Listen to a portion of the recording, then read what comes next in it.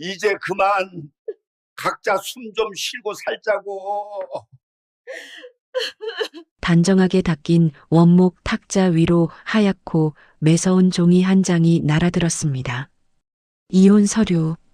그 붉은 글씨가 날카로운 비수처럼 제 심장을 깊숙이 관통하던 서늘한 거실이었습니다. 팔짱을 낀 채 소파 깊숙이 몸을 파묻은 남편의 목소리는 얼음장보다 차가웠습니다. 대체 30년 동안 당신이 한 게 뭐가 있어? 가슴 한가운데가 거대한 바위에 짓눌린 듯 쿵 하고 무너져 내렸습니다. 순간 숨을 쉴 수가 없었습니다. 예민하고 까탈스러운 남편의 위장을 달래기 위해 저는 매일 새벽 가장 먼저 일어나 가마솥을 지피고 구수한 찌개를 끓여 바쳤습니다. 조금이라도 간이 맞지 않으면 밥상을 엎어버리는 불호령을 감내하며 손끝이 부르트도록 나무를 묻히고 생선을 구워냈죠. 당신 몸에서 나는 그 찌든 시장 반찬 냄새가 이제는 아주 구역질이 나. 평생 남편의 입에 들어갈 따뜻한 음식을 끓여대며 제 옷깃에 깊이 배어버린 그 정직한 밥 냄새. 가족을 먹여 살리기 위해 시장 바닥을 누비며 얻은 그 거룩한 훈장이 남편에게는 숨을 막히게 하는 천박하고 무식한 악취였던 것입니다. 남편의 시선은 제 슬픔에 젖은 얼굴을 단 한 번도 향하지 않았습니다. 독한 주방 세제에 부르트고 칼에 베어 흉하게 벗겨진 제 거칠고 딱딱한 손톱 끝만을 오물 보듯 불쾌하게 노려볼 뿐이었죠. 사연 시작하기 전에 구독과 좋아요를 눌러주시면 최신 사연을 가장 먼저 보실 수 있습니다. 고마운 마음을 담아 오늘의 사연 시작합니다. 파르르 떨리는 거친 손으로 붉은 인주를 묻혀 차가운 도장을 쥐었습니다. 하얀 종이 위에 꾹 눌러 찍힌 붉은 자국. 그렇게 저는 종이 한 장으로 30년을 지켜온 제 모든 세상에서 완벽하게 추방당했습니다. 가장 든든한 울타리라고 굳게 믿었던 가족이 저를 가장 잔인하게 난도질하고 버렸습니다. 도망치듯 그 크고 화려한 집을 빠져나오던 늦은 밤. 제 손에 쥐어진 것은 유행이 지난 낡은 옷가지 몇 벌을 쑤셔 넣은 낡은 보스턴백 하나가 전부였습니다. 현관문을 열고 나서는 순간 등 뒤로 차갑게 닫히는 철문 소리가 제 인생의 사형 선고처럼 무겁게 울려 퍼졌습니다. 갈 곳도 저를 따뜻하게 안아줄 사람도 세상 천지에 단 한 명도 없었습니다. 무작정 걷고 또 걸었습니다. 방향도 목적지도 없이 발바닥이 부르트고 감각이 완전히 사라질 때까지 낯선 도심의 거리를 헤매었습니다. 머리 위로는 화려하게 번쩍이는 네온 사인이 제 비참한 꼴을 조롱하듯 빛나고 있었습니다. 사람들은 저마다 두꺼운 외투를 여미며 환하게 웃는 얼굴로 걸음을 재촉하고 있었죠. 유리창 너머로 따뜻한 식당에 둘러앉아 웃음꽃을 피우며 저녁을 먹는 평범한 가족들의 모습이 보였습니다. 그 눈부시고 다정한 풍경을 멍하니 마주할 때마다 제 가슴은 날카로운 유리 조각으로 수만 번 난도질 당하는 듯 지독하게 쓰라렸습니다. 세상의 모든 빛과 온기가 저를 징그럽게 여기며 거칠게 밀어내는 것만 같았습니다. 저 빛나고 따뜻한 세상에 늙고 냄새나는 버림받은 여자가 두 발을 딛고 설 자리는 단 한 뼘도 없었죠. 저는 사람들의 행복한 웃음소리를 피해 무작정 어둡고 좁은 뒷골목을 찾아 스며들었습니다. 살을 에이는 듯한 매서운 겨울바람이 시작되고 있었습니다. 칼날 같은 삭풍이 제 얇고 낡은 스웨터 보풀 사이를 무자비하게 파고들어 앙상한 뼈마디를 잔인하게 얼어붙게 만들었습니다. 가방을 쥔 손가락은 이미 붉게 얼어 감각이 사라진 지 오래였습니다. 입김조차 하얗게 얼어붙는 지독한 추위 속에서 제 발걸음은 점점 더 무겁게 허물어지고 있었습니다. 얼마나 끔찍하고 아득한 시간을 걸었을까요? 다리의 힘이 완전히 풀리고 시야가 검게 전멸하기 시작했습니다. 비틀거리며 걷던 제 발걸음이 홀린 듯 멈춰 선 곳. 비린내 나는 생선 상자와 버려진 배추통이 이리저리 뒹구는 축축하고 더러운 구시장의 뒷골목이었습니다. 어디선가 썩어가는 채소 냄새와 차가운 흙내음이 뒤섞여 코끝을 찔렀습니다. 저는 더 이상 단 한 걸음도 앞으로 내디딜 힘이 없어 그 지저분하고 차가운 아스팔트 바닥에 무너지듯 털썩 주저앉아 버렸습니다. 목 놓아 짐승처럼 울부짖으며 하늘을 향해 원망을 쏟아내고 싶었습니다. 하지만 너무나 깊고 거대한 절망은 제게 마지막 남은 뜨거운 눈물조차 허락하지 않았습니다. 그저 바싹 얼어붙은 쓰레기 더미 옆에 이마를 대고 가쁜 숨만 헐떡일 뿐이었습니다. 차라리 이 매서운 새벽바람이 제 모진 목숨을 영원히 거두어 주기를. 제발 이 끔찍하고 잔인한 어둠이 비루하고 냄새나는 저를 완전히 삼켜 흔적조차 남기지 않고 지워주기를 간절히 바랐습니다. 무거운 정막이 내려앉은 텅 빈 시장통의 외진 구석. 세상에서 가장 철저하게 버려진 여자는 그렇게 조용히 차가운 바닥으로 가라앉으며 굳게 두 눈을 감았습니다. 그날 밤 어둠이 짙게 깔린 시장통 골목은 거대한 냉동고 속처럼 차가웠습니다. 질척이는 아스팔트 바닥에서 기어 올라오는 끔찍한 냉기가 제 얇은 스웨터를 뚫고 들어왔습니다. 뼈마디 하나하나가 얼어붙어 바스러질 것만 같은 고통이 전신을 휩쓸었죠. 저는 무릎을 끌어안고 썩은 과일 상자가 뒹구는 쓰레기 더미 옆에 파리하게 웅크려 있었습니다. 세상 천지에 내쳐진 늙고 초라한 저를 유일하게 품어주는 곳은 그 악취 나는 뒷골목뿐인 셈이었습니다. 얼마나 오랜 시간이 흘렀을까요? 눈물조차 차갑게 얼어붙어 말라버린 텅 빈 가슴으로 저는 서서히 정신을 잃어가던 참이었습니다. 이대로 영영 눈을 뜨지 않았으면 좋겠다고 간절히 기도하며 고개를 떨구었습니다. 어이, 남의 가게 앞에서 청승맞게 뭐하는 거야? 얼어 죽고 싶어 환장했어. 고요한 새벽 공기를 찢고 벼락 같은 불호령이 귀청을 때렸습니다. 소스라치게 놀라 무거운 고개를 겨우 들어 올렸습니다. 시야가 흐릿했지만 백발이 성성하고 체구가 단단한 노인이 험악하게 서 있는 모습이 보였습니다. 허리에 낡고 색이 바랜 앞치마를 질끈 동여맨 진솔 반찬가게의 일대 사장님이셨죠. 도깨비처럼 부리부리하고 매서운 눈으로 저를 쏘아보고 계셨습니다. 당장 안 일어나. 깔 데 없으면 군뱅이처럼 기어서라도 안으로 들어와. 남의 가게 앞에서 송장 치르게 할 일 있어. 그 투박하고 억센 목소리에 저는 홀린 듯 몸을 비틀거리며 일으켰습니다. 바짝 얼어붙은 다리가 풀려 하마터면 쓰레기 더미 위로 흉하게 고꾸라질 뻔했습니다. 그 순간 앙상하지만 뼈마디가 굵고 거친 손이 제 마른 팔뚝을 확 낚아챘습니다. 엄청난 악력이었습니다. 매몰차고 날카로운 말투와 다르게 저를 움켜쥔 그 손바닥은 불덩이처럼 뜨거웠습니다. 가게 안으로 떠밀리듯 들어서자마자 후끈한 열기와 매콤한 고춧가루 냄새가 훅 끼쳐왔습니다. 온몸이 녹으면서 온몸이 사시나무 떨리듯 발작적으로 떨리기 시작했습니다.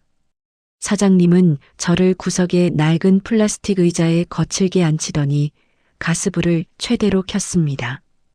찌그러진 커다란 양은 냄비가 불길 위에서 요란한 소리를 내며 달궈졌습니다. 이내 보글보글 끓어오르는 진한 시래기 된장국 냄새가 좁은 주방을 가득 채웠습니다. 투박한 스테인리스 그릇에 고봉으로 꾹꾹 눌러 담은 하얀 쌀밥이 제 앞에 탁 소리를 내며 놓였습니다. 처먹어. 뱃속에 뜨거운 게 든든하게 들어가야 제정신이 돌아오는 법이야.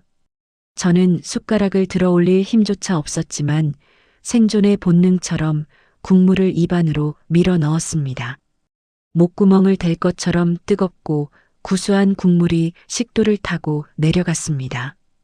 그 찌르르한 온기가 뱃속에 닿자 차갑게 굳어있던 심장이 미친 듯이 다시 뛰기 시작했습니다.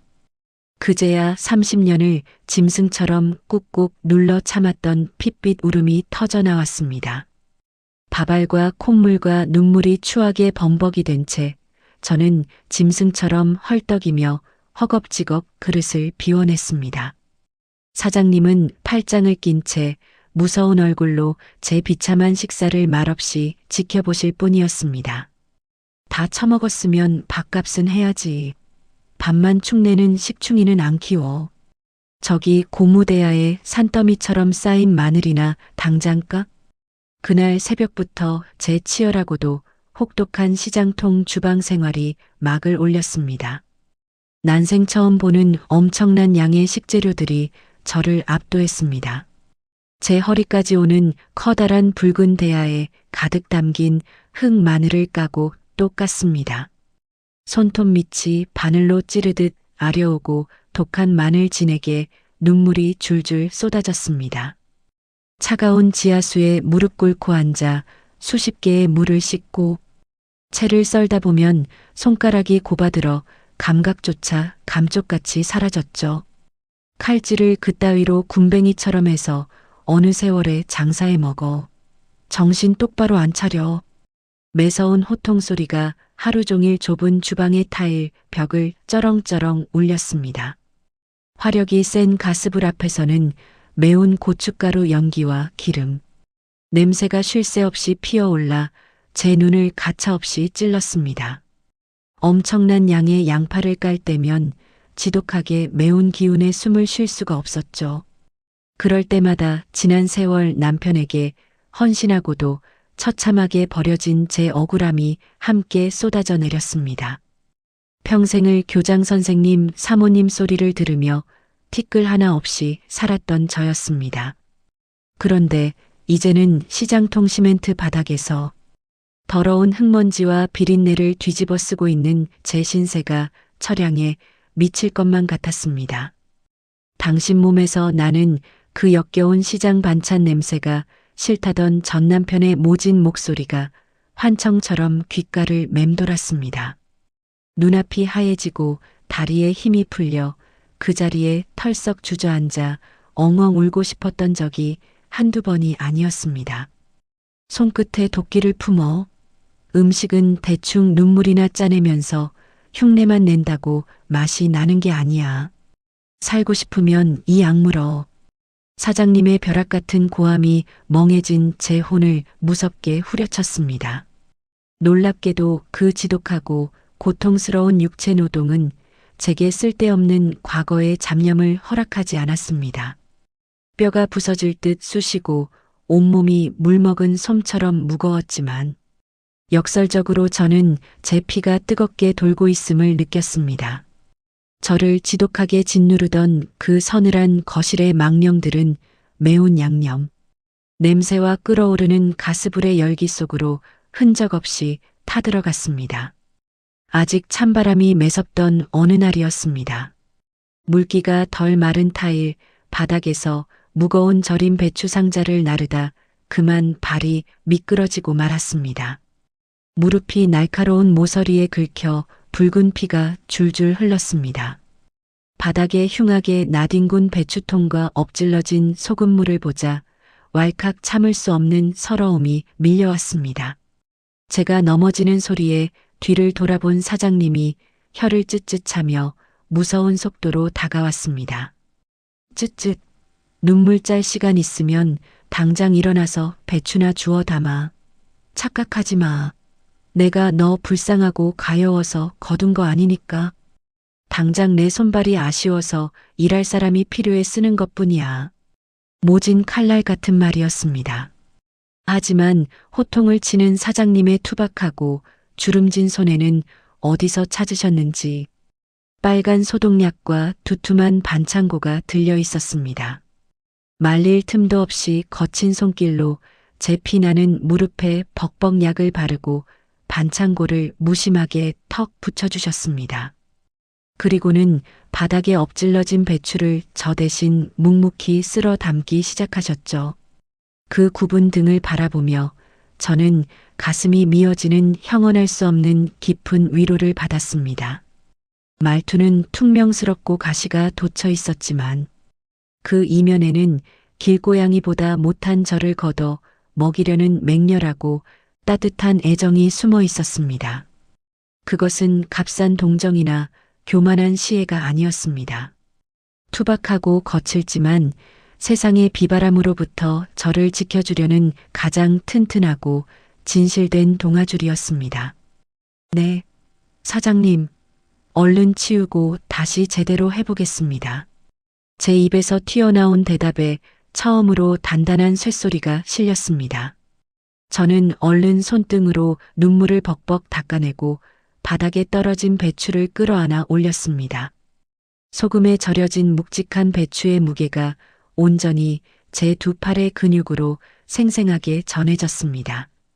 더 이상 누군가의 비겁한 그림자로 숨어 살며 눈치 보지 않겠다고 이를 악물었습니다. 이 거칠고 맵디 매운 시장의 연기 속에서 오직 제 두 발로 버티고 당당하게 일어서겠다고 독하게 결심한 셈이었죠. 시간이 흐르며 제 손마디는 흉하게 굵어지고 딱딱한 굳은 살이 훈장처럼 박히기 시작했습니다. 값비싼 향수나 영양크림 대신 짙은 고소한 참기름 냄새와 알싸한 파, 마늘 냄새가 제 피부 깊숙이 스며들었습니다. 하지만 앞치마를 두르고 낡은 유리, 거울 속에 비친 제 눈동자는 그 어느 때보다 생기 있고 맹렬하게 빛났습니다. 무능하고 순종적이었던 교장 사모님 이정임은 완벽하게 죽었습니다. 억척스럽고 단단한 진솔 반찬가게의 이정임이 뜨거운 불길 속에서 새롭게 재련되어 태어나고 있었습니다. 칠흑 같은 새벽별을 보며 셔터를 올리고 밤늦게 허리가 끊어질 듯 파김치가 되어 돌아가는 고단한 일장. 관절마다 파스를 덕지덕지 붙여야 했고 발바닥은 매일 밤 퉁퉁 부어올랐지만 마음만은 깃털을 단 듯 가벼웠습니다. 적어도 이곳에서는 가짜 교양으로 저를 포장할 필요가 없었습니다. 저의 정직한 땀방울과 묵묵한 노동이 있는 그대로 쓰이고 인정받는 경이로운 세상이었으니까요. 제가 정성껏 다듬고 씻어낸 못난 채소들이 불과 양념을 만나 맛깔스러운 반찬으로 변해가는 과정을 지켜보는 것은 매일이 기적이었습니다. 오늘도 저는 새벽 공기를 가르며 시장통의 짙은 냄새를 폐부 깊숙이 들이마십니다. 비린내와 흙내 그리고 매캐한 연기가 뒤섞인 이 복잡하고 끈적한 공기. 그것은 치열하게 목숨을 걸고 살아가는 사람들의 뜨거운 채취이자 절망을 이겨낸 끈질긴 생명력이었습니다. 커다란 무쇠 가마솥에 다시 성냥불을 긋습니다. 시뻘건 불꽃이 맹렬한 소리를 내며 솟아올라 검게 그을린 냄비 바닥을 뜨겁게 달구기 시작합니다. 매콤하고 알싸한 볶음 연기가 피어오르며 제 주름진 얼굴을 부드럽게 감쌉니다. 독한 양념에 코가 찡하고 눈물이 핑 돌지만 저는 더 이상 고개를 숙여 눈물을 숨기지 않습니다. 저 매운 연기를 걷어낸 곳에 비로소 제 두 손으로 눈부시게 끓여낼 온전한 저만의 시간들이 기다리고 있기 때문입니다. 나른한 오후의 햇살이 구시장 골목을 비스듬히 넘어옵니다. 낡은 천막 사이로 쏟아지는 노란 빗줄기가 가게 매대를 환하게 비춥니다. 새벽부터 뼈가 부서져라 볶고 묻혀낸 반찬들이 쟁반 위에서 반짝입니다. 짙은 초록빛을 머금은 시금치나물과 붉은 윤기가 흐르는 진미채 볶음, 달큰한 간장 냄새를 풍기는 우엉조림까지 제 거친 손끝에서 탄생한 소박한 만찬들이 가지런히 줄을 서 있습니다. 저는 앞치마에 젖은 손을 닦으며 제가 만든 음식들을 가만히 내려다봅니다. 투박하고 흙먼지 가득했던 재료들이 제 손을 거쳐 번듯한 요리가 되었습니다. 그 정갈한 모습을 보고 있으면 묘한 안도감이 밀려옵니다. 비참하게 버려지고 짓밟혔던 제 인생도 저 반찬들처럼 다시 쓸모를 찾은 것만 같았죠. 시장통의 오후는 새벽의 치열함과는 달리 느릿하고 평화롭게 흘러갑니다. 물건을 흥정하는 상인들의 목소리도 한결 부드러워지는 시간입니다. 저는 매대 앞을 서성이며 멸치볶음이 담긴 커다란 반찬통의 뚜껑을 열어둡니다. 고소하게 볶아진 잔멸치 사이로 얇게 저민 마늘과 꽈리고추가 먹음직스럽게 섞여 있습니다. 은은하게 피어오르는 달콤하고 짭조름한 냄새가 시장 골목으로 번져나갑니다. 이 멸치볶음을 볼 때면 제 가슴 한구석이 서늘하게 내려앉곤 했습니다. 과거에 으리으리했던 집 거실에서 남편은 멸치 냄새를 끔찍하게도 싫어했습니다. 집안에 비린내가 배어 격이 떨어진다며 제가 주방에서 멸치를 다듬을 때마다 창문을 거칠게 열어젖히곤 했었죠. 정성껏 볶아 상에 올려도 젓가락 한 번 대지 않고 신경질적으로 밥그릇을 밀어냈습니다. 그 차가운 눈빛 앞에서는 제가 만든 모든 음식이 초라한 쓰레기처럼 느껴졌습니다. 제 헌신은 언제나 그렇게 냄새나고 볼품없는 취급을 받으며 바닥에 버려졌습니다. 하지만 이곳 시장통에서는 다릅니다. 제가 무쳐낸 나물 한 줌과 볶아낸 멸치 한 줌이 누군가의 고단한 하루를 위로하는 귀한 양식이 됩니다. 퇴근길에 들러 검은 비닐봉지를 받아들고 총총히 걸음을 옮기는 사람들의 뒷모습을 볼 때 저는 비로소 제가 숨을 쉬고 살아있음을 강렬하게 느낍니다. 햇살이 매대 위로 길게 그림자를 드리울 무렵이었습니다. 빛바랜 낡은 등산복 차림의 중년 남성 한 분이 가게 앞으로 다가왔습니다. 구부정한 어깨에 세월의 무게가 내려앉은 듯 묵직한 걸음걸이였습니다. 은퇴한 버스 기사라고 했던 영태 씨였습니다.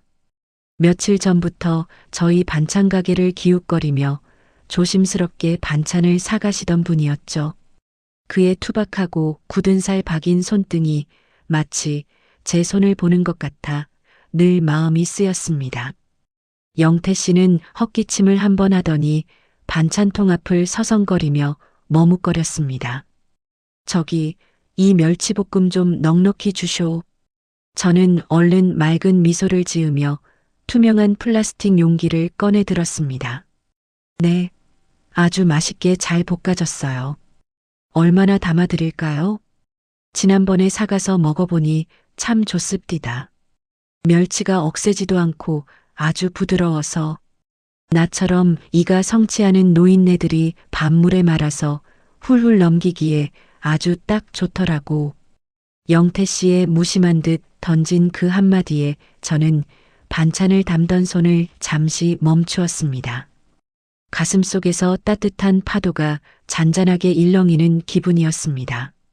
제가 새벽마다 그토록 공을 들이는 이유를 누군가 정확하게 알아주었기 때문입니다. 아유, 정말 다행이네요. 사실 멸치 볶기 전에 쌀뜨물에 한번 살짝 불려두거든요. 그래야 비린내도 싹 잡히고 바삭하면서도 딱딱하지가 않아요. 드시고 속도 훨씬 편안하실 겁니다. 신이 난 저는 묻지도 않은 요리 비법을 아이처럼 신나게 털어놓았습니다. 누군가에게 제 요리에 대해 이렇게 즐겁게 설명해 본 것이 대체 얼마만인지 몰랐습니다. 남편의 까다로운 입맛을 맞추려 늘 긴장하고 눈치를 보던 과거의 주방과는 달랐습니다. 이곳에서는 제 음식에 담긴 정성과 고민이 오롯이 빛을 발하고 있었습니다. 저는 집게로 멸치볶음을 용기가 미어지도록 꾹꾹 눌러 담아 건넸습니다. 제 마음까지 가득 담아드리고 싶은 충동이 일었죠.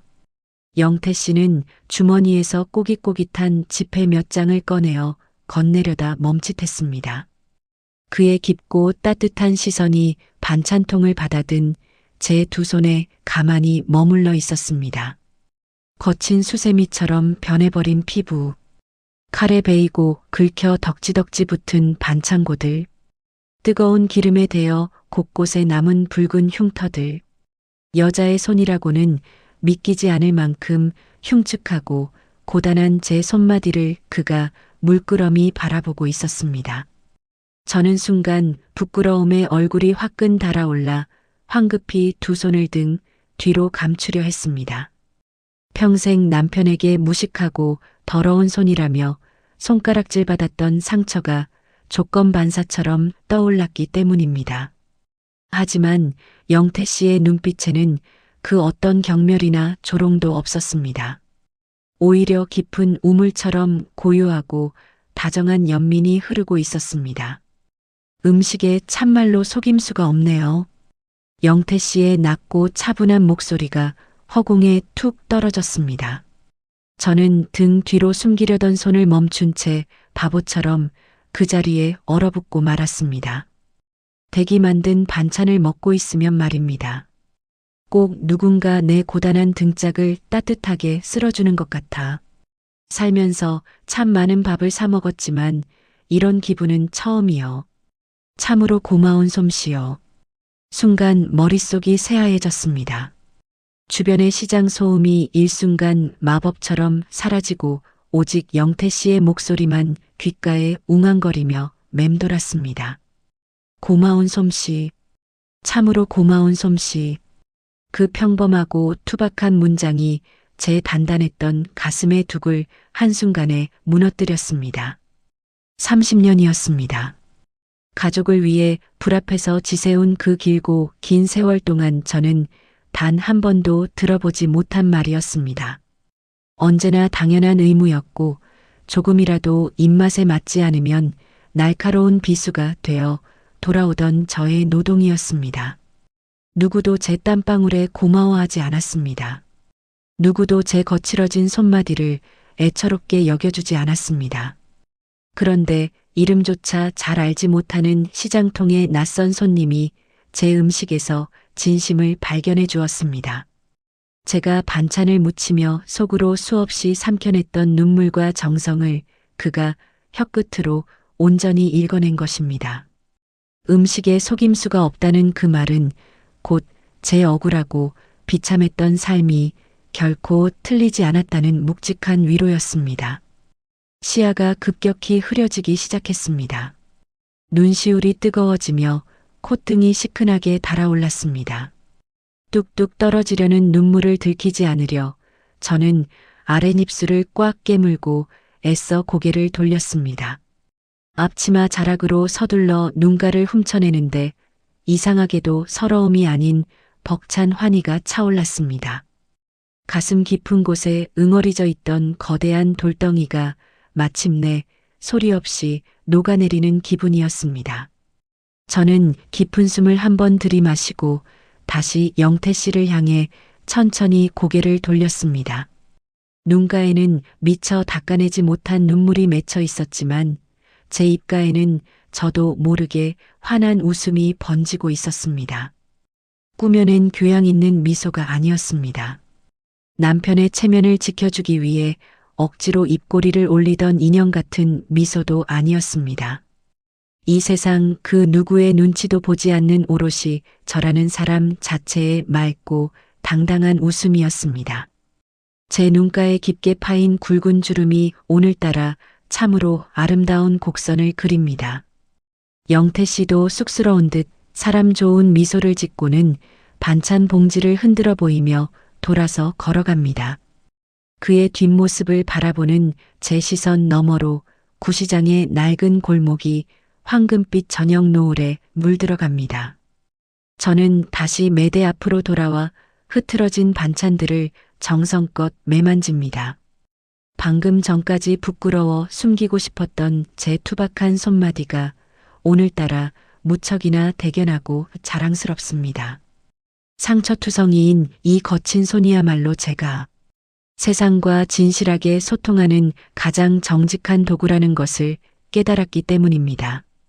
가게 안쪽 주방에서는 다시 가마솥이 끓어오르며 하얀 김을 뿜어내기 시작합니다. 사장님의 매서운 호통 소리가 들려오지만 이제 그 소리마저 정겨운 음악처럼 들립니다. 오늘 저녁에는 영태 씨의 말처럼 누군가의 지친 등짝을 따뜻하게 쓸어줄 수 있는 맑고 깊은 콩나물국을 끓여야겠습니다. 제 삶의 온도는 그렇게 시장통의 낡은 가마솥 안에서 조금씩 뭉근하게 다시 끓어오르고 있었습니다. 오늘도 시장통의 아침은 지글거리는 기름 소리와 함께 뜨겁게 달아오릅니다. 새벽 공기를 가르며 배달된 신선한 채소들이 산처럼 쌓여 있습니다. 가게 안은 명절 대목이라도 맞은 것처럼 눈코 뜰 새 없이 바쁘게 돌아갑니다. 제 손놀림은 처음 이 낯선 골목에 주저앉았던 그 매서운 겨울밤과는 비교도 할 수 없을 만큼 빨라졌습니다. 눈을 감고도 무채를 썰고 양념의 간을 정확하게 맞춰내는 제 모습이 가끔은 저조차도 대견하고 신기할 따름입니다. 펄펄 끓는 가마솥의 열기가 이마에 송글송글 땀방울을 만들어내지만 발걸음은 깃털처럼 가볍습니다. 야, 이 답답아. 불 조절을 그따위로 하면 조림이 다 타버리잖아. 내 정신줄은 어디다 빼놓고 장사를 하는 거야. 사장님의 벼락 같은 불호령은 오늘도 어김없이 제 등짝을 사정없이 후려칩니다. 하지만 저는 이제 그 매서운 호통에 지레 겁을 먹고 바보처럼 움츠러들지 않습니다. 오히려 그 쩌렁쩌렁한 목소리가 들려야 비로소 안심이 되고 가스불의 화력을 한 번 더 확인하게 되는 여유마저 생겼습니다. 저는 뒤집개로 솥단지를 부지런히 저으며 씩씩하고 큰 소리로 대답했습니다. 네, 알겠습니다. 안팎의 바닥까지 싹싹 긁어서 야무지게 뒤집고 있습니다. 제 당찬 대답에 사장님은 못마땅한 듯 혀를 쯧쯧 차셨습니다. 하지만 더 이상의 날 선 잔소리는 등 뒤로 날아오지 않았습니다. 그렇게 평범하고 치열한 일상의 톱니바퀴가 매콤한 냄새 속에서 쉼없이 굴러가던 참이었습니다. 쿵! 등 뒤에서 무언가 둔탁하고 묵직한 것이 시멘트 바닥으로 와르르 무너져 내리는 소리가 들렸습니다. 커다란 양푼이 바닥을 구르며 요란하고 날카로운 쇳소리를 냈습니다. 순간 제 심장이 철렁하고 발밑까지 내려앉았습니다.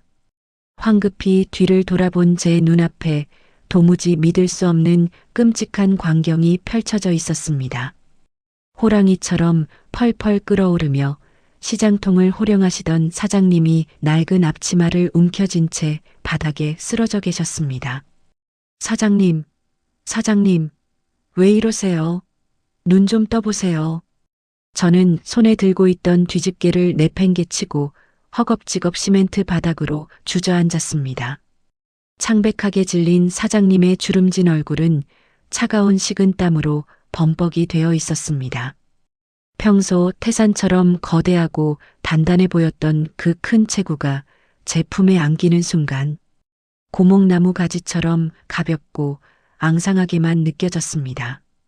덜덜 떨리는 손으로 사장님의 얼굴을 두드렸지만 아무런 미동도 없었습니다. 제 입술이 하얗게 질리고 시야가 공포로 새하얗게 번져갔습니다. 여기 사람 살려주세요. 구급차 좀 불러주세요. 제발요.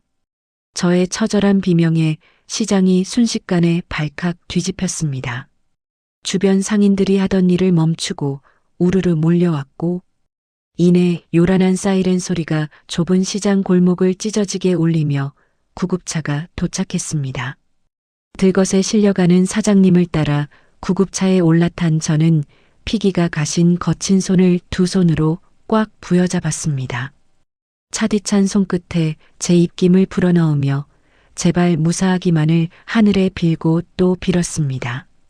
이 세상에서 저를 살게 해준 유일한 은인을 이렇게 허망하게 보낼 수는 없었습니다. 응급실의 차가운 복도는 서늘한 공기로 가득 차 있었습니다.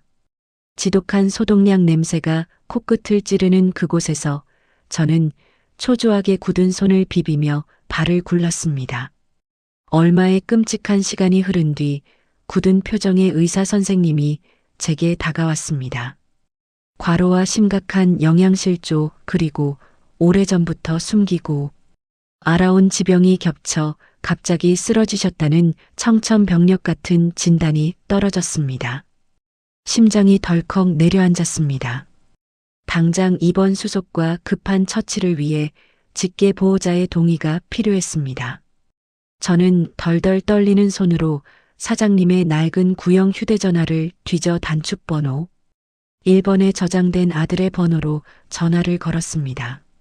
신호음이 길게 이어지고 마침내 퉁명스러운 젊은 남자의 목소리가 들려왔습니다. 여보세요. 거기 최 사장님 아드님 되시죠? 여기 시내 병원인데요. 아버님이 갑자기 쓰러지셨습니다. 아주 위급하시니 빨리 좀 와주셔야겠습니다. 수화기 너머로 들려오는 반응은 제 간절한 예상과는 너무도 달랐습니다. 아버지가 쓰러졌다는 소식에도 놀람이나 슬픔 대신 무겁고 귀찮은 침묵만이 싸늘하게 흘렀습니다. 저기요. 저는 그 노인네랑 인연 끊은 지 5년도 넘었습니다. 병원비가 아쉬워서 전화하신 모양인데 시장 상인회에 알아보시든가 알아서 하세요. 다신 이 번호로 연락하지 마십시오. 뚝. 차갑게 끊어진 전화기를 든 채 저는 멍하니 허공을 바라보며 서 있었습니다. 심장 한 구석이 예리한 유리 조각에 베인 듯 지독하게 시큰거렸습니다. 평생을 시장 바닥에서 억척스럽게 뼈를 갈아 돈을 벌어 번듯하게 자식들을 키워냈을 사장님이셨습니다. 하지만 늙고 병들어 쓰러진 아버지를 쓰레기 버리듯 냉혹하게 내버린 그 끔찍하고 잔인한 현실. 그것은 30년을 헌신하고도 냄새난다는 이유로 길거리에 쫓겨났던 제 과거의 비참한 상처와 너무도 똑같이 닮아 있었습니다. 가족이라는 이름의 그 잔혹하고도 허망한 허울. 그 지독한 배신감과 처절한 외로움을 사장님도 좁은 주방에서 홀로 묵묵히 삼켜내고 계셨던 것입니다. 저를 향해 소리를 지르고 매섭게 호통을 치던 그 이면에는 골마 터진 가슴을 끌어안고 피눈물을 흘리던 늙은 아버지가 숨어 있었습니다. 저는 다리에 힘이 풀려 응급실 앞 벤치에 주저앉아 소리 없이 눈물을 쏟아냈습니다. 한참을 울고 나서야 겨우 마음을 추스르고 조심스럽게 병실 문을 열고 들어갔습니다. 가느다란 수액 바늘을 꽂고 하얀 환자복을 입은 채 누워있는 사장님의 뒷모습이 오늘따라 한없이 작고 초라해 보였습니다. 인기척에 천천히 무거운 눈꺼풀을 뜨신 사장님은 병상 곁에 서서 끄끄거리며 눈물을 훔치는 저를 보며 힘없이 픽 웃으셨습니다. 남의 병실에서 청승맞게 왜 질질 짜고 서 있어. 사람 아직 안 죽었어. 갈라지고 쉰 목소리였지만 억지로 뱉어내는 그 퉁명스러운 어투는 여전했습니다. 하지만 저는 더 이상 그가시 돋친 말을 참아낼 재간이 없었습니다. 병상 의자에 털썩 주저앉아 엉엉 소리내어 아이처럼 통곡해버렸습니다. 왜 그렇게 미련하게 바보처럼 사셨어요? 왜 아프단 말씀도 한마디 안 하시고 매일 저한테만 정신 차리라고 호통치시더니 정작 본인 몸은 돌보지도 않으셨잖아요. 저의 원망 섞인 뜨거운 통곡에 사장님은 가만히 하얀 천장을 올려다보셨습니다. 병실의 차가운 백열등 불빛 아래로 굳게 담은 사장님의 굵은 주름 사이로 투명한 물기가 반짝이며 흘러내렸습니다. 나도 내 속으로 낳은 귀한 자식 새끼들한테 짐짝 취급받고 쫓겨난 못난 놈이야. 평생 등골 빼서 다 내어주고 빈 껍데기만 남으니까 벌레 보듯 징그러워하면서 매몰차게 버리더라. 그 덤덤하고 뼈아픈 고백이 제 가슴을 망치로 내리치듯 산산조각 냈습니다. 사장님은 느릿하고 힘없는 손길로 제 눈물범벅이 된 얼굴을 향해 손을 뻗으셨습니다. 투박하고 굳은 살이 단단하게 박인 그 따뜻한 손바닥이 제 젖은 뺨에 조심스럽게 닿았습니다. 추운 겨울날 내 가게 앞에 얼어 죽어가는 널 처음 봤을 때 꼭 내 지난 세월의 비참한 꼴을 다시 보는 것 같아서 가슴이 찢어지게 아프더라. 믿었던 사람한테 배신당하고 버려져서 숨만 헐떡이던 불쌍한 내 모습 같아서 도저히 그냥 둘 수가 없었어. 저는 숨을 죽인 채 사장님의 떨리는 목소리에 온 마음을 다해 귀를 기울였습니다. 이 매정하고 험한 세상에서 너 혼자 두 발로 단단히 버티고 살려면 독해져야만 했어. 불쌍하다고 눈물 짜고 남에게 동정받는 법부터 배우면 평생 남의 밑에서 비참하게 기어다닐 수밖에 없어. 그래서 내가 모질게 굴고 악역을 자처한 거야. 내 칼질 솜씨며 양념 비법 하나도 빠짐없이 다 훔쳐가서 번듯하게 내 가게 차리고 당당하게 살라고. 그제야 제 삶에 엉켜있던 모든 억울한 퍼즐이 완벽하게 제자리를 찾았습니다. 제게 산더미 같은 마늘을 까게 하며 모질게 화를 내셨던 진짜 이유. 바닥에 미끄러져 피가 났을 때 매몰차게 호통을 치면서도 가장 먼저 달려와 따뜻한 반창고를 붙여주셨던 이유. 그것은 굼뜬 저를 향한 미움이나 짜증이 결코 아니었습니다. 차가운 세상의 비바람으로부터 저를 완벽하게 지키기 위해 가장 튼튼하고 단단한 갑옷을 입혀주는 눈물겨운 훈련이었습니다. 뜨거운 눈물이 턱 밑으로 뚝뚝 떨어져 사장님의 거친 손등을 하염없이 적셨습니다. 저는 두 손으로 사장님의 메마른 손을 부서져라 꽉 쥐었습니다. 피 한 방울 섞이지 않은 남남이었지만 우리는 세상에서 가장 깊고 뼈아픈 상처를 진하게 공유하고 있었습니다. 그 어떤 핏줄보다도 강력하고 눈물겨운 연대였습니다. 감사합니다. 정말 고맙습니다. 사장님 아니었으면 저는 그 추운 겨울밤에 이미 미쳐 죽은 목숨이었어요. 제가 사장님 자리 목숨 걸고 굳건히 지키고 있을게요. 그러니까 얼른 툭툭 털고 일어나서 다시 저한테 무섭게 불호령 내려주셔야 해요. 저의 단호하고 결연한 다짐에 사장님은 힘없이 천천히 고개를 끄덕이셨습니다. 그의 굳은 입가에 처음으로 솜사탕처럼 부드럽고 평온한 미소가 번졌습니다. 평생을 펄펄 끓어넘치는 가마솥처럼 시뻘건 분노와 외로운 상처를 안고 살아온 늙은 사내. 그리고 그 매운 연기 속에서 억척스럽게 다시 태어난 상처 많은 늙은 여자. 우리 두 사람의 투박하고 상처투성이인 손이 병실의 좁은 침대 위에서 세상 그 무엇보다 단단하게 맞잡혀 있었습니다. 늦은 밤 홀로 병원을 나서는 길. 어느새 캄캄해진 시장 하늘 위로 차갑고 날선 달빛이 하얗게 부서져 내리고 있었습니다. 하지만 발걸음을 옮기는 제 가슴속은 그 어떤 한겨울의 난로보다도 뜨겁게 펄펄 끓어오르고 있었습니다. 겉모습이 투박하고 볼품없이 금이 간 뚝배기일지라도 그 안에 끓여낸 뭉근한 진심의 온기만큼은 세상에서 가장 진실하고 아름답다는 것을 저는 마침내 온몸으로 깊이 깨닫고 있었습니다. 사장님이 안 계신 첫 새벽이 밝았습니다. 가게 문을 밀고 들어서자 서늘하고 텅 빈 공기가 주방을 맴돌고 있었습니다. 언제나 제 등짝을 향해 날아들던 벼락 같은 불호령이 없으니 귓가가 먹먹할 지경이었습니다. 하지만 저는 우두커니 서서 슬픔에 잠겨 있을 여유가 없었습니다. 사장님이 피땀 흘려 지켜온 이 귀한 자리를 이제는 온전히 제 두 팔로 떠받쳐야만 했으니까요. 저는 굳게 입술을 깨물고 가스불을 힘차게 켰습니다. 시뻘건 불길이 솟아오르며 차갑게 식어있던 주방의 공기를 단숨에 뜨겁게 데우기 시작했습니다. 커다란 무쇠솥에 기름을 두르고 곱게 채 썬 우엉을 볶아냈습니다. 사장님이 그토록 매섭게 호통치며 가르쳐 주신 간장과 조청의 비율을 정확하게 떠올렸습니다. 손끝에 밴 기억은 놀라울 만큼 정직하고 단단했습니다. 달큰하고 짭조름한 냄새가 뭉근하게 피어오르며 시장 골목으로 든든하게 퍼져나갔습니다. 저는 이마에 맺힌 땀을 앞치마로 훔쳐내며 어느새 사장님과 똑 닮은 억척스러운 미소를 짓고 있었습니다.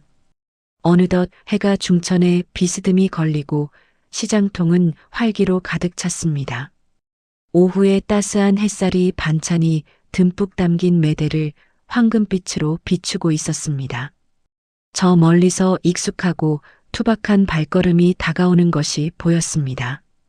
빛바랜 낡은 등산복 차림의 영태 씨가 수줍게 웃으며 걸어오고 계셨습니다. 그의 거칠고 뭉툭한 손에는 김이 모락모락 나는 캔 커피 하나가 쥐어져 있었습니다. 혼자서 그 많은 걸 다 해내느라 얼마나 고생이 많소. 날이 제법 쌀쌀한데 이거라도 마시면서 쉬엄쉬엄 하쇼. 영태 씨가 불쑥 내민 캔 커피의 온기가 제 꽁꽁 언 손끝을 거쳐 가슴속까지 따뜻하게 녹여주었습니다. 아무런 대가도 바라지 않는 다정하고 순수한 호의였습니다. 아유, 매번 이렇게 받기만 해서 어쩌죠. 정말 고맙습니다. 영태 씨 덕분에 아주 든든하네요. 제가 환하게 웃으며 커피를 받아들자 주변 상인들도 농담을 던지며 유쾌하게 웃음을 터뜨렸습니다. 건너편 생선가게 아주머니도 과일가게 아저씨도 모두 한마음으로 저를 응원해주고 계셨습니다. 왁자지껄한 웃음소리가 구시장의 낡은 골목을 따스하게 채우고 있었습니다. 그 비참했던 겨울밤 쓰레기 더미 옆에 버려졌던 늙고 초라한 여자는 온데간데 없었습니다. 저는 이곳에서 완벽하게 사랑받고 존중받는 한 명의 당당한 사람이 되어 있었습니다. 바로 그 순간이었습니다. 제 환한 웃음 너머로 왁자지껄한 인파 속에서 유독 낯설고 이질적인 그림자 하나가 시야에 덜컥 걸려들었습니다. 값비싼 캐시미어 코트에 번듯한 가죽 구두를 신은 노신사. 하지만 그의 걸음걸이는 힘없이 무너져 내릴 듯 위태로웠고 안색은 잿빛으로 탁하게 죽어 있었습니다. 오랜 위장병으로 고통받을 때마다 신경질적으로 찌푸리던 그 깊은 미간의 주름. 제가 30년이라는 긴 세월 동안 매일 아침 숨을 죽이고 눈치를 살피던 그 익숙한 얼굴이었습니다. 전 남편 상호였습니다. 그는 믿을 수 없다는 듯 멍한 두 눈으로 저를 뚫어지게 바라보고 있었습니다. 자신이 그토록 경멸하고 혐오했던 냄새나는 시장통 한복판에 그가 서 있었습니다. 시장 바닥에 더러운 흙탕물이 그의 반짝이는 고급 구두를 더럽히고 있었지만 그는 움직이지 못했습니다. 저를 쫓아내고 찾아갔던 그 교양 있고 세련된 삶이 필시 그에게 따뜻한 국물 한 그릇 내어주지 않은 모양이었습니다. 지독한 소화불량과 차갑고 건조한 일상에 지쳐 결국 제가 끓여내던 슴슴한 나물. 반찬이 그리워 홀린 듯 찾아온 것이 분명했습니다. 우리의 시선이 허공에서 팽팽하게 얽혔습니다. 예전 같았으면 저는 그의 차가운 눈빛에 심장이 얼어붙어 바닥에 고개를 쳐박았을 것입니다. 하지만 지금 제 가슴 속에는 그 어떤 두려움도 분노도 잃지 않았습니다. 미움조차 남아있지 않은 완벽하게 고요하고 평온한 바다와 같았습니다. 그의 초라하게 무너진 어깨를 바라보며 저는 묘한 해방감을 느꼈습니다. 그의 눈동자가 파르르 떨리며 걷잡을 수 없이 흔들리고 있었습니다. 자신이 내다버린 촌스럽고 늙은 아내가 세상에서 가장 불행한 얼굴로 찌그러져 있을 거라 믿었을 것입니다. 하지만 지금 그의 눈앞에 서 있는 저는 맑고 생기 넘치는 얼굴로 눈부시게 웃고 있었습니다. 시장 사람들의 다정한 인정과 영태 씨의 따뜻한 눈빛 속에서 저는 너무나도 완벽하게 빛나고 있었습니다. 자신이 걷어차 버린 것은 냄새나고 무식한 여자가 아니었습니다. 자신의 텅 빈 삶을 묵묵히 채워주던 유일하고 뜨거운 불가마였다는 사실을 그는 그제야 뼈저리게 깨달은 듯 했습니다. 그의 얼굴이 수치심과 지독한 후회로 일그러졌습니다. 그는 제게 단 한 걸음도 다가오지 못했습니다. 제가 내뿜는 이 당당하고 뜨거운 생명력 앞에서 그의 얄팍한 교양은 그저 바스러지는 마른 낙엽에 불과했으니까요. 상우는 고개를 푹 숙인 채 도망치듯 뒷걸음질을 쳤습니다. 그리고는 황급히 몸을 돌려 혼잡한 시장통 인파 속으로 비참하게 숨어버렸습니다. 그의 쓸쓸하고 굽은 뒷모습이 시장 골목 모퉁이를 돌아 완전히 사라지는 것을 가만히 지켜보았습니다. 저를 30년 동안 짓눌렀던 무거운 족쇄가 마침내 경쾌한 소리를 내며 산산조각 나는 순간이었습니다. 저는 깊은 숨을 들이마시며 시장의 활기찬 공기를 다시 폐부 깊숙이 채워 넣었습니다. 매콤한 고춧가루 냄새와 구수한 된장 냄새가 잔인할 만큼 따뜻하게 저를 감싸 안았습니다. 저는 아무 일도 없었다는 듯 다시 매대 앞으로 고개를 돌렸습니다. 제 앞에는 갓 무쳐낸 시금치나물을 사기 위해 기다리는 젊은 새댁이 서 있었습니다. 아유, 오래 기다리셨네요. 오늘 시금치가 아주 달고 참 연해요. 우리 아기 먹일 거니까 제가 좀 더 넉넉하게 듬뿍 담아드릴게요. 저는 투명한 봉투가 터질 듯 나물을 가득 담아 건네며 환하게 미소를 지어 보였습니다. 과거의 낡은 껍데기를 완전히 벗어던진 제 목소리는 그 어느 때보다 단단하고 맑게 시장 골목을 울렸습니다. 저를 옥죄던 그 서늘했던 거실의 환영은 영원히 제 삶에서 자취를 감추었습니다. 오늘 밤에는 두 다리를 쭉 뻗고 아주 깊고 단잠을 잘 수 있을 것만 같습니다. 매서운 겨울바람이 물러가고 어느덧 시장통 골목에도 연한 봄 기운이 스며들기 시작했습니다. 언제나 꽁꽁 얼어붙어 있던 가게 앞 수도가에는 맑은 물이 경쾌한 소리를 내며 흐릅니다. 제 옷차림도 두꺼운 스웨터에서 가벼운 셔츠 앞치마로 한결 가벼워졌습니다. 새벽 공기를 타고 밀려오는 채소들의 냄새도 확연히 달라졌습니다. 쌉싸름한 냉이와 향긋한 달래, 그리고 노란 꽃망울을 머금은 동초까지 바구니마다 한가득 담긴 푸른 봄나물들이 흙내음을 풍기며 저를 반갑게 맞이합니다. 오늘도 저는 커다란 대야에 물을 받아 흙 묻은 냉이를 조심스럽게 흔들어 씻어냅니다. 겨우내 억세고 두꺼워졌던 제 손마디에도 묘하게 따스한 피가 도는 것만 같습니다. 예전처럼 손끝이 얼어 터지는 고통은 없지만 정직한 노동의 감각만큼은 여전히 묵직하게 살아있습니다. 가습을 위해서는 멸치와 다시마를 듬뿍 넣은 육수가 뽀얗게 우러나며 구수한 냄새를 풍깁니다. 불 조절 똑바로 해. 봄나물은 끓는 물에 아주 살짝만 데쳐내야 향이 사는 법이야. 넋 놓고 있다가 푹 삶아버리면 죄다 쓰레기통행인 줄 알아. 가게 안쪽에서 벼락 같은 불호령이 등짝을 향해 날아듭니다. 저는 빙글의 웃음을 머금고 뒤를 돌아보았습니다. 주방 구석에 놓인 낡은 플라스틱 의자. 그곳에는 헐렁한 스웨터를 입은 사장님이 매서운 눈을 부릅뜨고 앉아 계십니다. 병원에서 퇴원하신 지 벌써 한 달이 다 되어가지만 몸이 예전 같지 않으신지 불 앞에는 서지 못하십니다. 대신 저렇게 하루 종일 제 뒤통수에 대고 불같은 잔소리를 쏟아내시는 것이 새로운 일과가 되셨죠. 아유, 걱정 마세요. 제가 명색이 사장님 밑에서 뼈가 굵은 진솔 반찬 가게 수제자 아닙니까? 이깟 냉이 데치는 것쯤이야. 이제 눈 감고도 완벽하게 해낸다고요. 제 넉살 좋은 대답에 사장님은 헛기침을 하시며 못마땅한 듯 고개를 돌리셨습니다. 하지만 저는 똑똑히 보았습니다. 사장님의 굳게 담은 입가에 아주 작고 희미한 미소가 번져나가는 것을 말입니다. 그 무심하고 퉁명스러운 표정 뒤에 숨겨진 깊은 안도감과 대견함을 저는 이제 누구보다 잘 읽어낼 수 있습니다. 사장님이 병원에서 퇴원하시던 날이 떠오릅니다. 가게로 돌아오시자마자 사장님은 낡은 금고 깊숙한 곳에서 꼬깃꼬깃한 서류 뭉치를 꺼내셨습니다. 그리고는 평생을 손때 묻혀온 크고 무거운 쇠주걱을 제 손에 억지로 쥐어주셨습니다.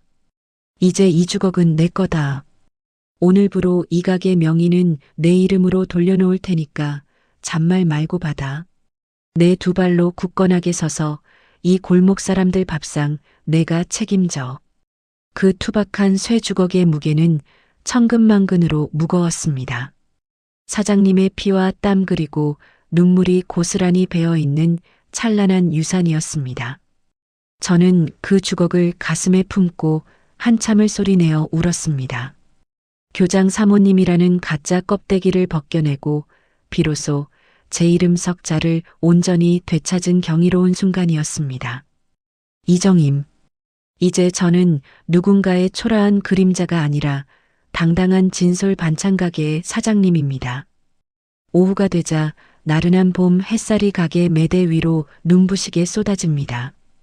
간 무쳐낸 달래, 간장과 고소한 참기름 냄새가 지나가는 사람들의 발길을 붙잡습니다.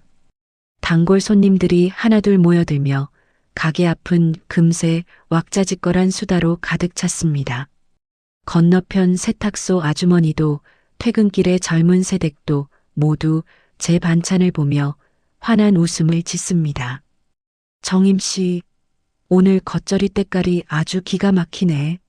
우리 남편이 정임 씨 반찬. 아니면 이제 밥을 안 먹으려고 해서 큰일이야. 아유, 과찬이세요. 오늘 배추가 워낙 달고 물이 좋아서 그래요. 제가 넉넉하게 담았으니까 저녁에 온 가족이 맛있게 드세요. 손님들과 웃으며 인사를 나누는 제 목소리에는 단단한 힘과 여유가 넘쳐 흐릅니다. 사람들의 다정한 눈빛과 따뜻한 칭찬이 제 마음의 상처를 새살처럼 보듬어 채워줍니다. 그 서늘하고 비참했던 거실에서 쫓겨날 때만 해도 제 인생은 완전히 끝난 줄만 알았습니다. 하지만 이 비좁고 허름한 시장통이 저를 다시 살려냈습니다. 정직하게 흘린 땀방울은 결코 사람을 배신하지 않는다는 것을 이 작은 반찬 가게가 가르쳐 주었습니다. 인파 너머로 익숙하고 반가운 얼굴이 보입니다. 낡은 등산복 차림의 영태 씨가 느릿한 걸음으로 다가오고 있습니다. 그의 거친 손에는 어김없이 따뜻한 배지밀 2병이 들려 있습니다. 사장님 것과 제 것을 챙겨오는 영태 씨의 무심한 다정함은 이제 제 일상의 가장 따뜻한 위로가 되었습니다. 오늘도 가게 앞에 고소한 냄새가 진동을 하네요. 혼자서 이 많은 걸 다 하려면 뼈마디가 남아나질 않겠소. 영태 씨는 쑥스러운 듯 헛기침을 하며 배지밀을 내밀었습니다. 저는 두 손으로 그 따뜻한 병을 받아들며 환하게 웃어 보였습니다. 영태 씨 오셨어요. 안 그래도 영태 씨 드릴 달래장 듬뿍 묻혀서 따로 빼놓았어요. 입맛 없으실 때 뜨끈한 밥에 쓱쓱 비벼 드시면 아주 그만일 거예요. 제 말에 영태 씨의 깊고 주름진 눈매가 반달처럼 부드럽게 휘어졌습니다. 고맙소. 내가 평생 버스 운전대만 험하게 잡고 사느라 늘 속이 쓰리고 아팠는데 정임 씨가 해준 반찬을 먹고부터는 아주 속이 편안하고 든든해. 매번 이렇게 신세를 져서 어찌 갚아야 할지 모르겠네. 신세는 무슨요? 제 음식 맛있게 드셔주시는 게 저한테는 가장 큰 상인걸요. 앞으로도 쏙 끓이지 마시고 제가 해드리는 밥 편안하게 드시면 됩니다. 영태 씨와 마주보며 웃는 이 순간, 거창한 사랑 고백이나 화려한 약속은 없지만 우리 두 사람 사이에는 뭉근하게 끓여낸 찌개처럼 깊고 진한 온기가 흐릅니다. 세파에 시달리고 상처 입은 두 사람이 만나 서로의 구분 등을 말없이 토닥여주는 따뜻한 연대. 저는 이 잔잔하고 소박한 인연이 세상 그 어떤 화려한 로맨스보다 귀하고 아름답다고 생각합니다. 어느덧 해가 뉘엿뉘엿 저물고 시장 골목에도 붉은 노을이 짙게 깔립니다. 가게 매대에 수북하게 쌓여있던 반찬통들도 모두 깨끗하게 바닥을 드러냈습니다. 오늘 하루도 제 정성과 시간이 누군가의 식탁 위에서 따뜻한 위로가 되었다고 생각하니 가슴이 벅차오릅니다. 저는 젖은 손을 앞치마에 쓱쓱 닦고 가게 셔터를 천천히 내립니다. 철컹거리는 낡은 쇳소리가 오늘따라 무척이나 경쾌한 음악처럼 들립니다. 주방 안쪽에서 사장님이 헛기침을 하시며 천천히 자리에서 일어나십니다. 오늘 하루도 고생 많았다. 문단속 잘하고 바꿈지 말고 푹 쉬어. 무뚝뚝하지만 애정이 듬뿍 담긴 사장님의 인사에 저는 깊이 고개를 숙였습니다. 시장 골목을 빠져나가는 사장님의 굽은 뒷모습을 바라보며 저는 속으로 깊은 감사의 기도를 올렸습니다. 저를 지옥 같은 절망에서 건져내어 뜨거운 불길 속에서 다시 태어나게 해주신 나의 스승님, 당신이 물려주신 이 소중한 가게를 제 목숨처럼 아끼고 단단하게 지켜내겠다고 굳게 다짐해 봅니다. 텅 빈 가게 안, 가마솥은 불이 꺼진 채 조용히 식어가고 있지만 주방에는 여전히 매콤하고 달큰한 양념 냄새가 짙게 배어 있습니다. 저는 가만히 서서 제 두 손을 내려다봅니다. 거칠고 투박한 손마디, 칼에 베인 흉터와 기름에 데인 붉은 자국들이 훈장처럼 빼곡하게 새겨진 못난 손. 하지만 저는 이제 세상 그 누구의 손보다 이 상처투성이인 제 손이 자랑스럽고 사랑스럽습니다. 남편에게 버림받고 길거리에 내동댕이 쳐졌던 그 서늘했던 겨울밤. 온몸에 피가 차갑게 얼어붙고 세상이 무너져 내렸던 뼈아픈 배신의 시간들. 하지만 돌이켜보면 그 모든 고통과 눈물은 저를 더 단단하고 깊은 맛을 내는 사람으로 끓여내기 위한 치열한 과정이었습니다. 독한 흙을 털어내고 차가운 물에 수없이 씻겨야만 비로소 향긋한 맛을 내는 봄나물처럼 저 역시 지독한 시련의 불길을 견뎌내고 나서야 온전히 제 삶의 진정한 주인이 될 수 있었습니다. 시장통의 매콤한 연기 속에서 맵고 짠 눈물을 삼키며 버텨온 뭉근한 시간들. 그 시간이 만들어낸 사람 냄새나는 끈끈한 정과 묵묵한 연대가 저를 다시 찬란하게 살게 했습니다. 이제 저는 누구의 아내도 누구의 그림자도 아닙니다. 내 손으로 직접 밥을 짓고 누군가의 얼어붙은 마음을 따뜻하게 데워주는 당당한 이정임입니다. 가게 문을 잠그고 밖으로 나서자 뺨을 스치는 봄바람이 더없이 부드럽고 다정합니다. 저 멀리 어두워진 하늘 위로 둥근 달이 환하게 떠올라 구시장의 낡은 지붕들을 포근하게 비추고 있습니다. 오늘 밤도 푹 자고 일어나면 내일의 치열하고 눈부신 태양이 다시 이 시장통을 비출 것입니다. 저의 투박한 가마솥도 맑고 깊은 온기를 품고 다시 뜨겁게 끓어오르겠지요.